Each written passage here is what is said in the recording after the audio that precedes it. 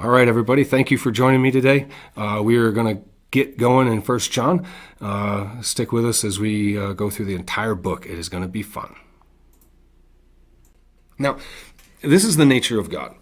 Because this sentence exists in verse 7, there is a transition that occurs.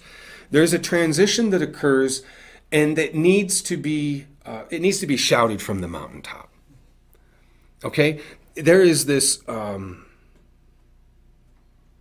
there's this moment that I'm gonna liken to judicial forgiveness and a transition into parental forgiveness. Now, there is a radical difference between a judge and a dad, right? I mean, a huge difference, especially in a biblical judge and a biblical dad. As a matter of fact, I can't imagine a more different spectrum, because a biblical judge, being God, is that one with the cloud and lightning, and the streets are gonna run with blood, and like, he's a vengeful God. But because of the incarnate work of his son Jesus, Jesus introduces us to a whole new perspective, a whole new face of God. And it's the Father. And see, right relationship with the Father, that's the paradigm that you need to be walked into. You need it. I need it. There isn't a person that isn't radically in desperate need of the Father and the forgiveness that he provides. See, judicial forgiveness is really an awesome thing. Judicial forgiveness is kind of like a presidential pardon. There's nothing out of reach. There isn't anybody in a deep enough hole that can't be pardoned from the atrocities that they've committed in their life and given a new and fresh opportunity. Judicial forgiveness. It's being brought before the judge that holds the gavel that literally says, instead of death, I give you life. Bam!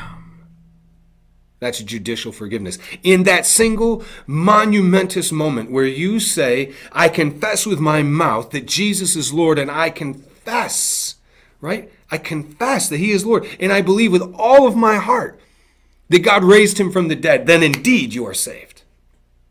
Okay. That is a transition point where if you haven't been told about the Father and the goodness of the Father that leads us to repentance, if you don't know who the Father is, then you're operating every day in fear of the judge who's already seen you and released you. Judicial forgiveness is the one-time option. It's the one-time deal. It's like one and done. And here's the reality. You come in before the Father. You're judged righteous, holy, and redeemed because of the work of Jesus. And then you're sent on your way. Now listen, think of this. Sent on your way. You're sent in optimism and in hope. Think of the young woman brought before Jesus in the temple who was going to be stoned.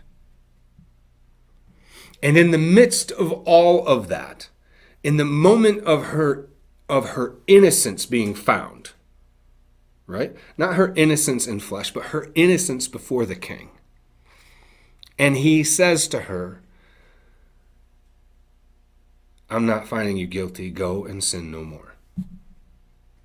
Go and sin no more. Just like that. There is a transition. There is a judicial pardon that occurs with the opportunity to go and sin no more. Now, you think, well, that's kind of impossible. Well, wouldn't you rather have the experience of pardon and face the impossible task ahead of running a race, challenging me to holiness, to a holy life? What good's a race if you don't know what you're running it for? And see, the challenge is put before the woman. And the challenge was, listen, you've received the ultimate pardon. The king is giving you life to go and live it abundantly, right? John 10:10, own it. Own it. Jesus came to give you life and life abundantly. Right? To take it back from the one who wants to steal it from you. And so if you're leading a life, the enemy can sometimes foster fear of God, and this is an unhealthy fear of God. This is a fear of the judge. And when we begin fearing the judge, we become models of behavior modification.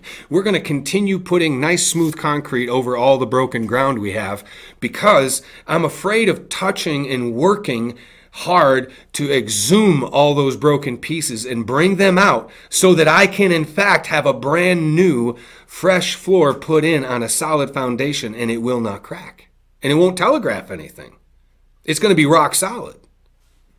See, the challenge is that we come away from the judicial pardon, judicial forgiveness, and we walk into right relationship with the Father. See, right relationship with the Father is extraordinary. It's a reminder continually that we're not living to perform. We're not living to please. We're living to inherit. See, there is a difference. Living to perform, living to please means that if I do it right, I'll receive.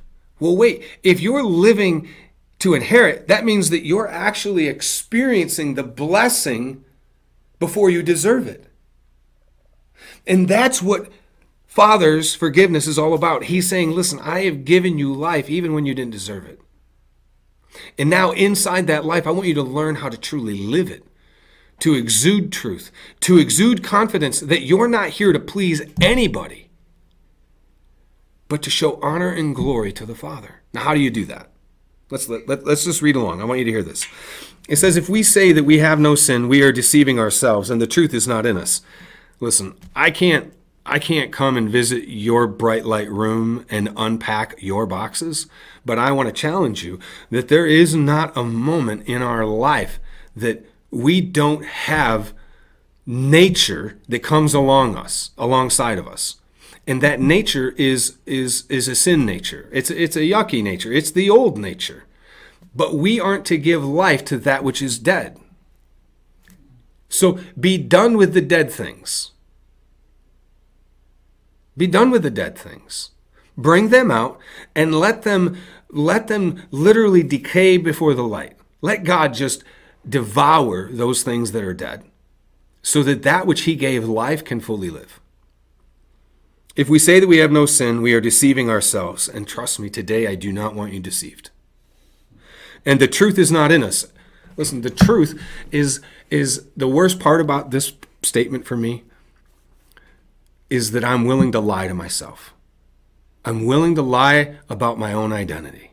I'm willing to believe pieces of the past. I'm willing to own labels and misnomers. I'm willing to borrow an identity that has nothing to do with the freedom of the man that God has created in me.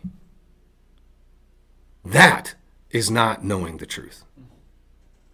And that's not something that I want to waste one more second experiencing. I want to know the truth. And the truth is, it matters not what label you've come out from. It matters not what actions you have lived behind or what actions that you have come under.